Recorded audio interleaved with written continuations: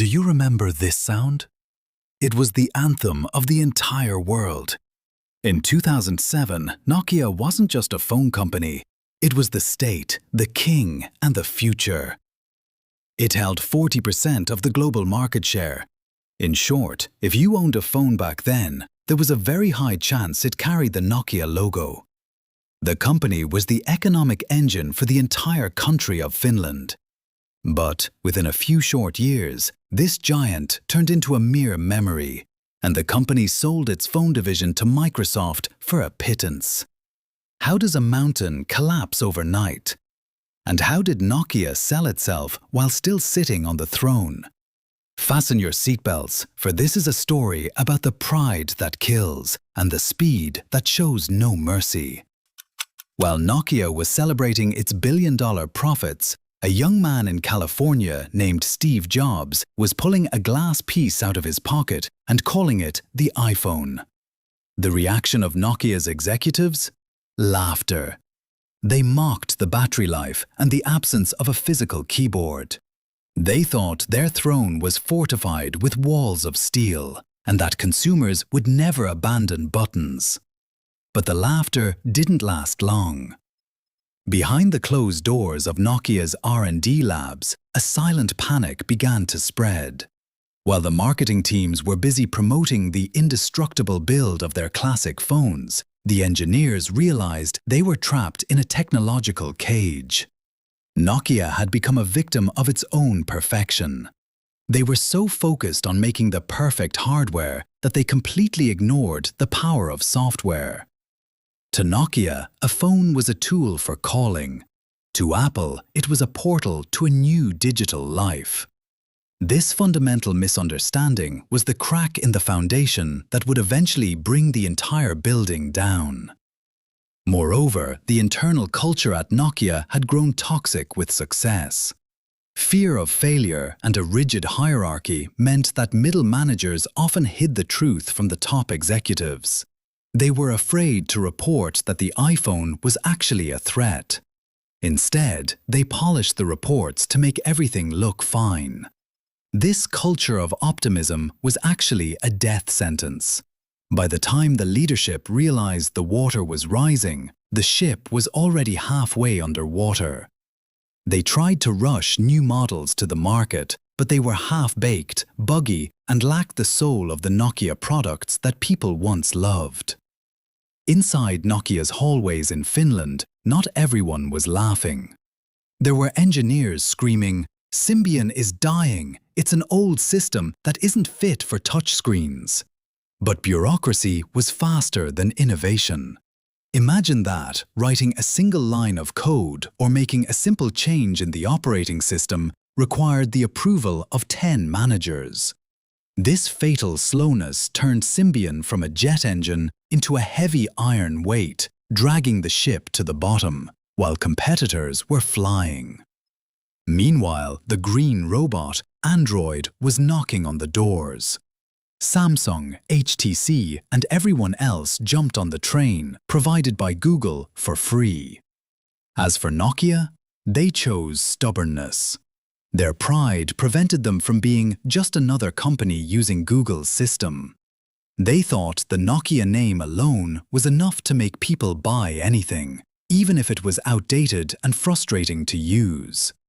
They chose to drown with false dignity rather than survive with others. In 2011, the new CEO, Stephen Elop, wrote his famous memo that shook the world. "We are standing on a burning oil platform." The choice was either to jump into the freezing water or burn. Nokia chose to jump, but they didn't jump toward Android. Instead, they threw themselves into the arms of Microsoft and the Windows Phone system. It was a desperate attempt to merge two tired giants to create a new hero. Employees began to feel the end. The Lumia phone was beautiful, but the App Store was a desert. The tragedy of the Windows Phone era wasn't just about the software. It was a cultural clash that tore the company apart from the inside. While Apple was building an ecosystem and Google was conquering the masses, Nokia was trapped in a marriage of convenience that felt more like a hostage situation. The once proud Finnish engineers had to take orders from Redmond, losing the creative spark that once gave us the 3310 and the N95. Every month that passed without a competitive app store was a nail in the coffin.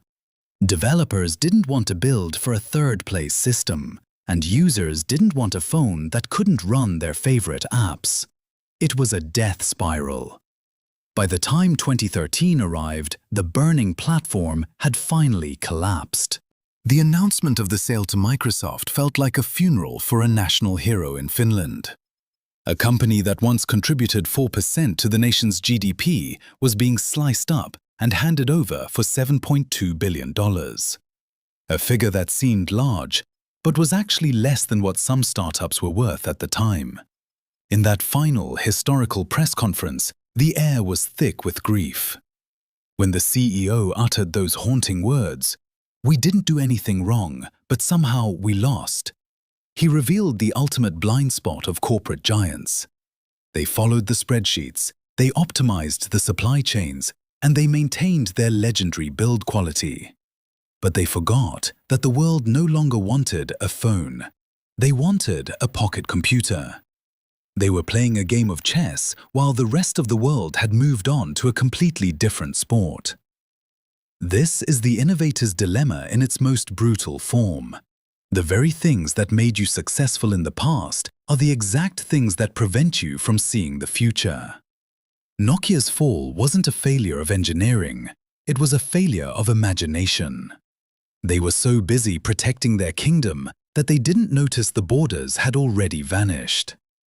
Today, the Nokia we see in stores is often just a licensed name on hardware built by others, a ghost of its former self. But the real Nokia, the backbone company, has retreated into the invisible world of infrastructure.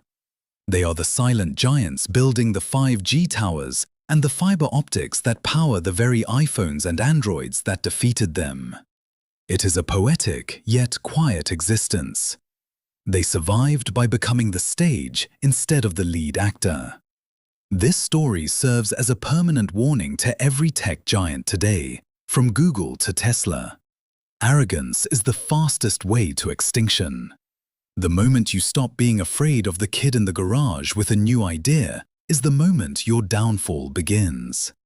In the relentless river of technology, if you aren't swimming forward with everything you've got, you aren't just standing still.